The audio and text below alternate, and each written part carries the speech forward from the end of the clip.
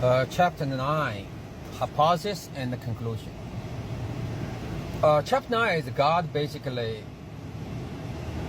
announced he will not use a flood to destroy human in life anymore, right? And he regretted what he did, and he made a covenant with Noah. Also, Noah cursed his son who saw his naked and talked to his other two sons. This chapter, I sensed, firstly, it's kind of like God is very emotional. Very emotional. He will regret, he will act like doing something, he will talk big, talk small. So I think he's a good actor. That's what I feel. He's a good actor. Same as Noah. Noah is a good actor. I'd rather say he's a good politician also, because the curse he gave and the hope within the curse, the target he selected, Canaan, Ham's son, Canaan. Those things, it's all political decision. Try to avoid the tribe internal conflict and try to drive all the kids to exploit more land. That's what I sense. Right here, I'm kind of like feel. Firstly, is a naked is a good deal? No, it's not a good deal, because unless you have to do a lot of strenuous activity or something, right? So what? Even if you don't need to worry about naked or not naked. But why naked is a big deal even back that time? I mean, think about it. In Rome, people, they don't have underwear, they just have a robe, just wrap themselves. So a lot of chance you can see their butts easy. But still, like naked is a big deal very early age. Why? I think like Bible first said, God made us like them, likeness, right? Image and the likeness. Actually, heavens, they have a clothes, or they have they do have a clothes to cover themselves. For space travel, they need clothes, and they probably, I would say probably, their body is not that strong. They're not muscle, they're not strong. Maybe the space travel made their body very, very skinny and pale. So that made them need a clothes to cover, because those barbarian and those hero, those ages, they don't wear much clothes. Usually they're naked or half naked. They want to show muscle, the beauty of the muscle, the strength. So I would say heavens, they never, or their strong hand is not their physical body. It's probably their willing power. So their civilization is totally different than us. But they still believe strong body and the muscular, and like Olympic, like David, Michelangelo David, those things are like a beauty. So they feel shame, so they have clothes. But for us, as a slave, as a lab rats, we follow what parents did. So we use clothes to cover ourselves. Yeah. Also, another thing, I think, that's my hypothesis. I think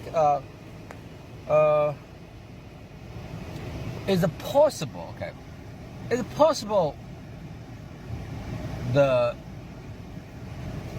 What should I say? Our humans, our male's testicle is a part of the fruit of a good evil.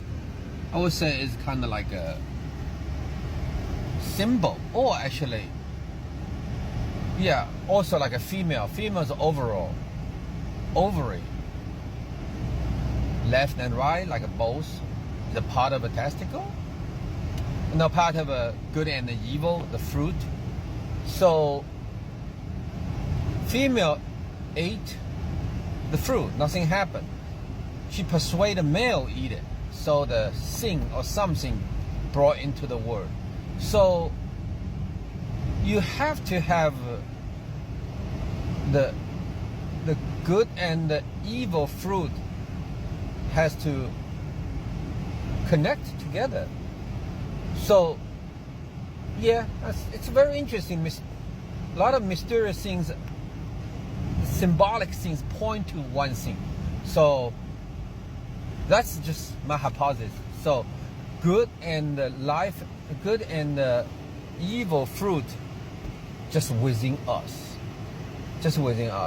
So that's what I saw. Also, another thing is I think I heard a story.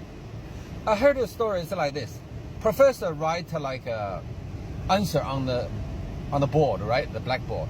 9 times 1 equal to 9. 9 times 2 equal to 18, etc., etc. All the way to 9 times 9 equal to what? 81. Then everybody just look at, say nothing, right? But when professor wrote 9 times 10 equal to 91, people start to like point out, hey professor, how could this? It's wrong. Then the professor just turn around and say, yes, it's wrong. And he gave them a good class about don't just not question the authority just because of authority, and don't follow the answers if the answers looks right, because could it be wrong, right? So when Noah gave those kind of blessing and a curse, even he was a blameless man, even he has authority, he's a man, so he still might make mistake based on his own selfish or own will. So we still can question his motivation or his judgment, whether it's correct or wrong. Or yeah, that's I learned from this chapter.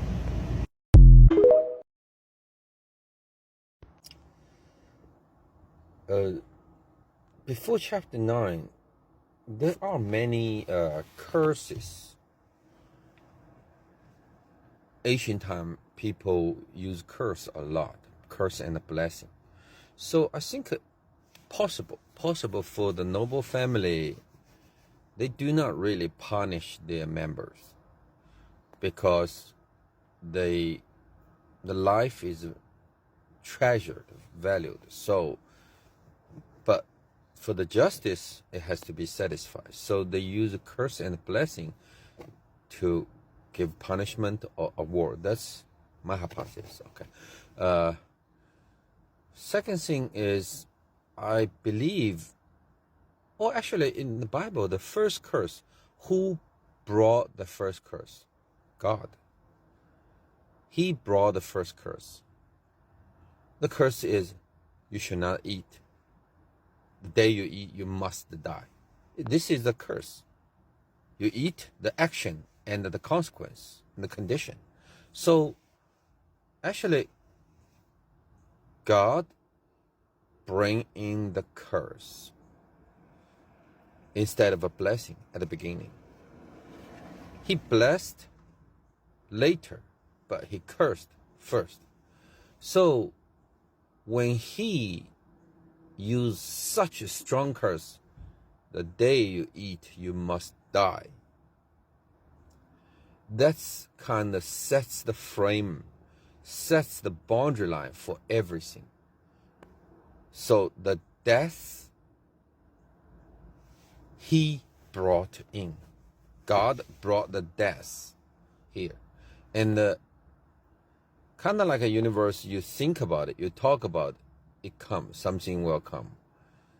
So if God, the first curse is the day you eat, you must getting old, you must weak, whatever. That would be totally different. But the wisdom fruit has such power. This wisdom fruit will makes us like God. Or, yeah, plus the forever fruit, we were just like a God. So this is like a, what should I say, half God, right? Made us half God already. Then when after that he cursed the king. But same thing as I said at the beginning, at the hypothesis, curse always give an exit point, which means if you're not doing so, you can stay away from such things. So same thing, Adam, if you not eat, you won't die. Same thing like a king, people will not kill him. People cannot kill him, but he's gonna keep suffering, keep wander around. And the same thing for the Ham's son, Canaan. If you stay away from your brothers, you won't be their slaves, right? All like curse has a condition, consequence, exit point. So it's very interesting. I think it should have opened a project or some kind of research about Bible curse and see that the curse like a cause, consequence, and whether they did happen in history or something. That's my thought. The rest parts about why can Noah has such like a strong reaction about his son saw his nakedness, because I think like people saw their father's nakedness once while in the life, but the problem is that time to be shamed about naked, it's a social norm. So the Noah there like the tribe or the village, it's a grow enough big, third generation, and probably more than 30 or 50 whatever peoples already. Then the resources is limited. In the ancient time, you have this whoever take the family, the big son or whatever, inherits the family property, then the rest we separate, go somewhere else. So I think that's the time. It's a time for Noah to make a decision to kick his son, drive his son far. So that's to avoid the conflict. That's, I think, at the time. If you have any suggestion, let me know, because that's all I see here. Thank you.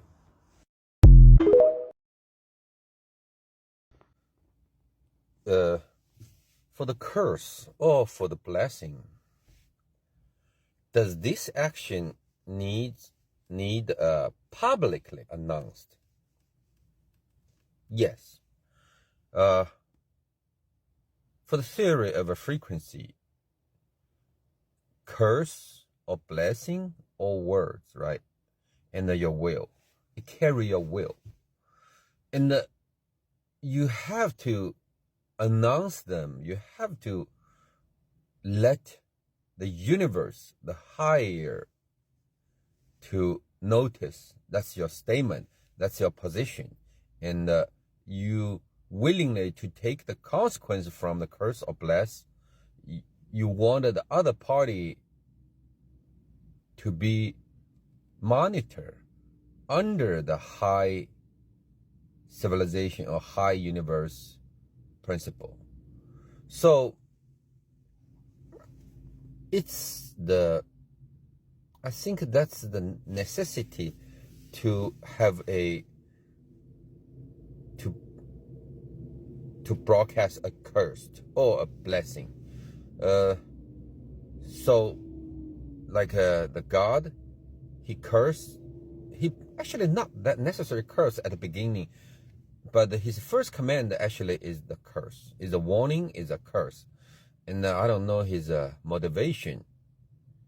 Maybe he's not agree with the High Council's decision, or he has own will. So he warned Adam. Actually, he cursed. But when God cast Adam and Eve out of Eden, I think that curse, it's an announcement. But it's the word he used, the land the land will curse you. So it's kind of mixed the curse. One, human are from land, but we are the trader of the land. Yes, we are, because we not completely belong to the earth.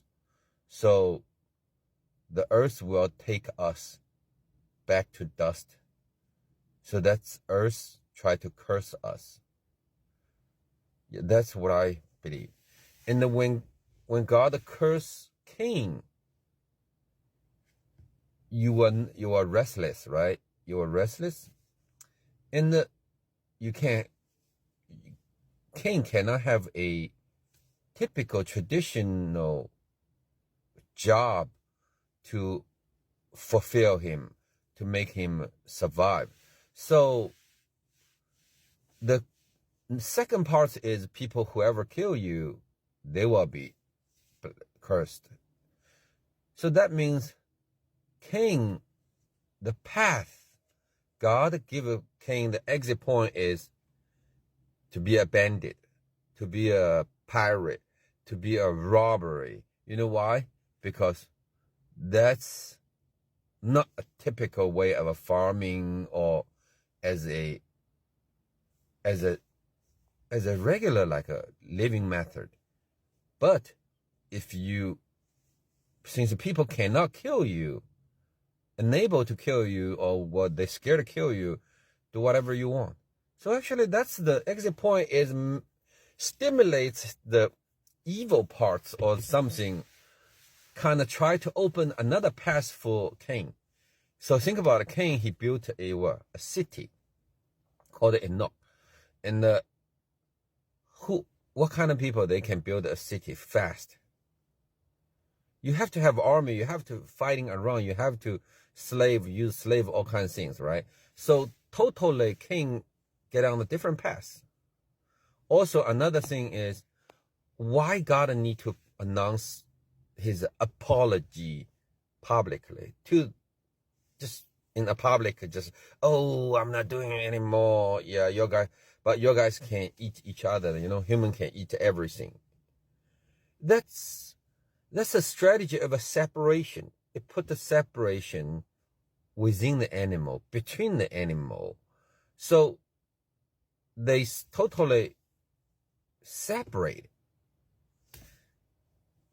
Yeah,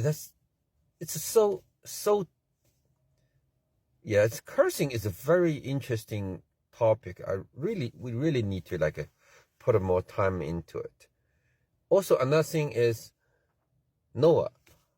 Why Noah do it publicly? He doesn't need to. He can just pick a ham, or just use one of ham, the kids, right? Just do a sacrifice or something, just to, you did it wrong, you need to reimburse, you need to do something. But that's too much. That's too much in future. I'm talking about it creates the future total separation between him and his two brothers. There is no way Ham can be returned, because you know what? I don't want my kids to be a slave, right? Or do you think Ham not care? Unless Ham really stupid. Ham is local all the way. But as a father, none of it wanted his kids to be a slave, right? So definitely he will fight, he will escape, he will separate from this group. So what kind of father will use this kind of technique, this kind of mind game, put it between their kids? So it's very interesting as early stage human, the curse and blessing things, the way they cast the mind behind it. This is just a kind of like a outside the Bible, because I can't just go to next sentence, next chapter without clear the previous one.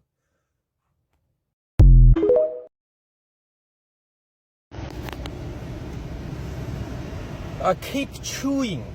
I use the word chew. Kind of like you chew something hard, right? Chew. Noah, he's cursing. The more I think, the more I feel like really angry. I just can't get away from this sentence because I try to go to chapter 10, but when I keep reading his curse, I notice, firstly, this curse even didn't give his grandchild or his child, his Noah, Ham's child, Canaan, any exit points.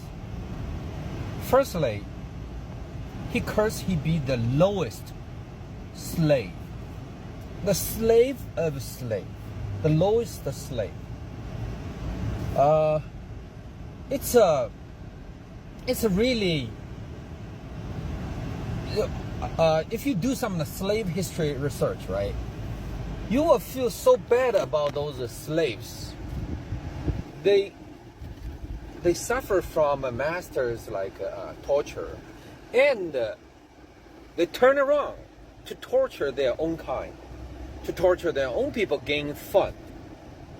Those slaves are the slave of slave, the lowest slave.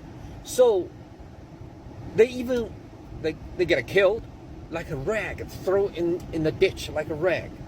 And it just like make me so angry. What kind of grandpa will give a curse to his grandchild?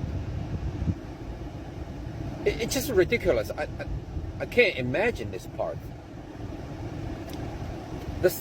The second things I'm getting angry about is he made Canaan to be the slave of his bride Shem, right? Be Shem, Japheth. Then also made be the slave of what? Of Shem. So Canaan has no exit point. Both brother will take him as a slave. He has no one to rely on, and both brother they will just be an alliance, natural alliance. We have natural resources, so there is no exit point for Ham, his descendant, or Canaan, his descendant. This kind of curse is really cruel, really cruel. So how could Noah to be called a blameless person?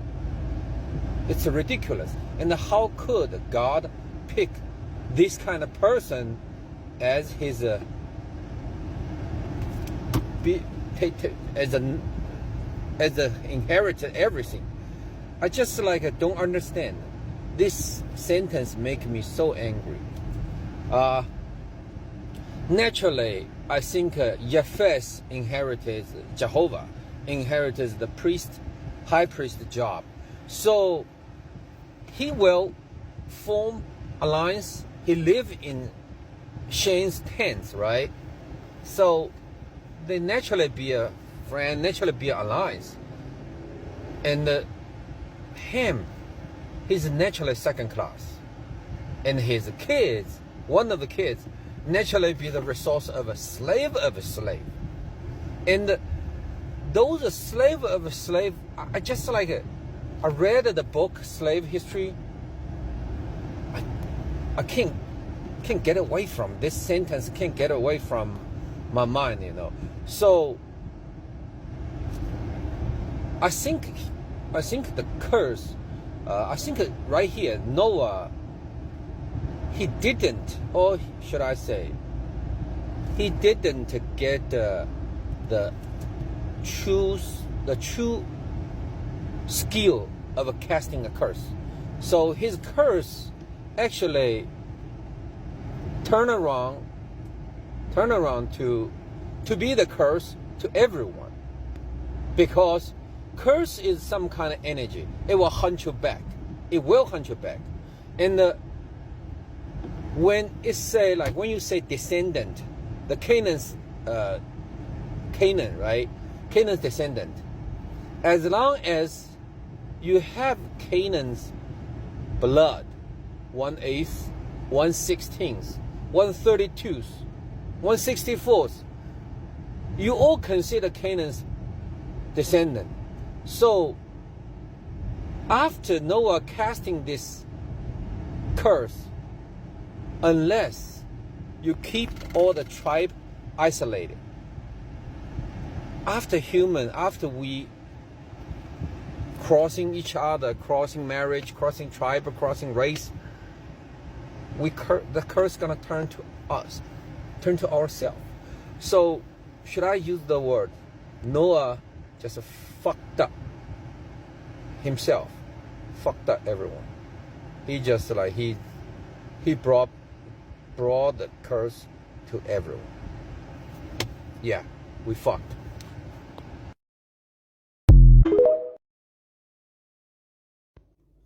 Yeah, I promise this will be the last talk about chapter 9.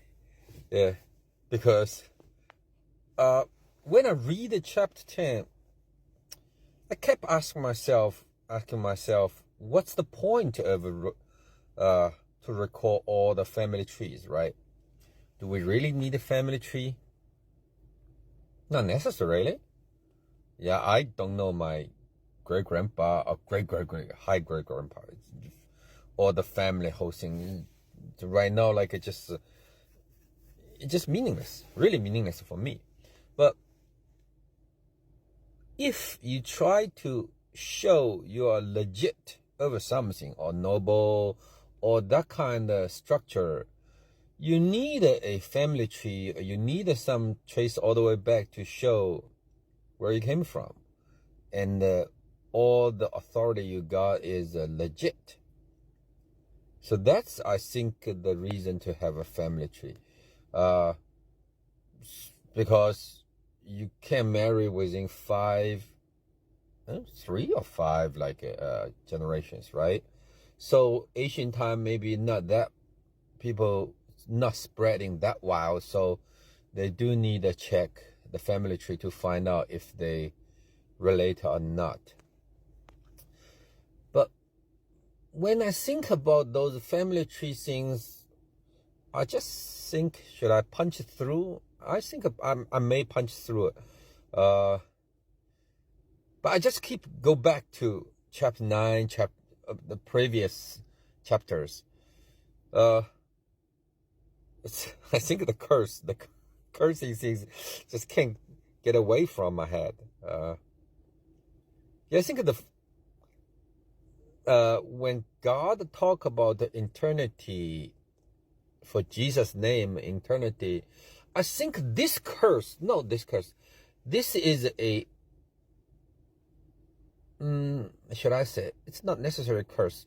This actually, it's kind of like a mirror or map with the first curse. Remember, the first command that God gave is do not eat the wisdom fruit, right? Otherwise, you surely die. You surely die. So that's either it is the first command, warning, or should I say it's a curse. So the last command or last blessing he gave is what? Spreading Jesus' name, follow Jesus, and you got eternity, right? So it's kind of like one is you eating do not eating the fruit. One is do follow Jesus, do read his name, do take Jesus as the fruit, right? So another is, but God, he cannot against his own will to allow us to have forever life. That he can't against himself. At the very far beginning, he doesn't want us to eat the forever life, so the fruit. So he created a buffer zone or a temporary stage. It's called eternity, match with a death.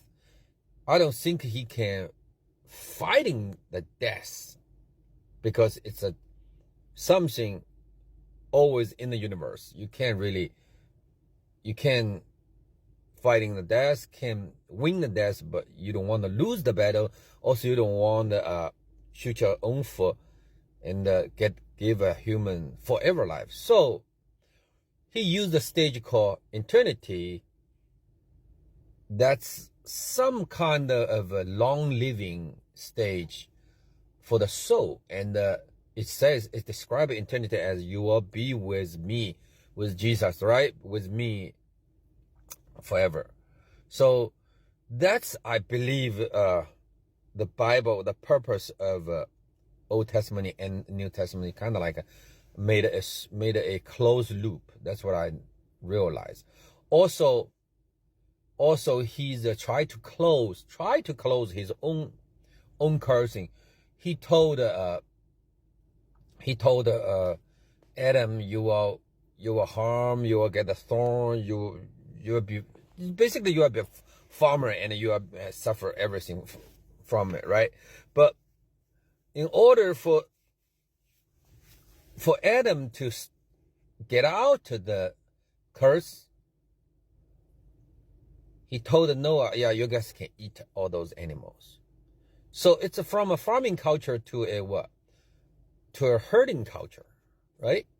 And another thing is, same thing, just the king parts. That's even like can make sense, because he said whoever kills you, right? Kills you, what? Will be cursed. But kill you doesn't mean kill individual you. Kills your bloodline also means kill you, wipe out. So did God kills Cain's descendant? Yes, he almost killed all. He wiped everything, right? But think about it. He left Naama. Yeah, that's the daughter of Cain, and let her marry with Noah, became Noah's wife, so survived. So did God really kill Cain? No, he didn't. He left a very thin bloodline, but it's still theoretically he didn't. So it's same thing. Jesus doesn't have anything to do with Joseph, right? Just name of the father, but still what? Still name. So I think to understand the Bible, or to understand those curses, those things, we have to stand higher, stand tall, and also look broad, look deep, instead of just follow whatever the school or the church try to influence us. We need to stand, how should I say, at least on the top of the mountain to watch things, to read the things.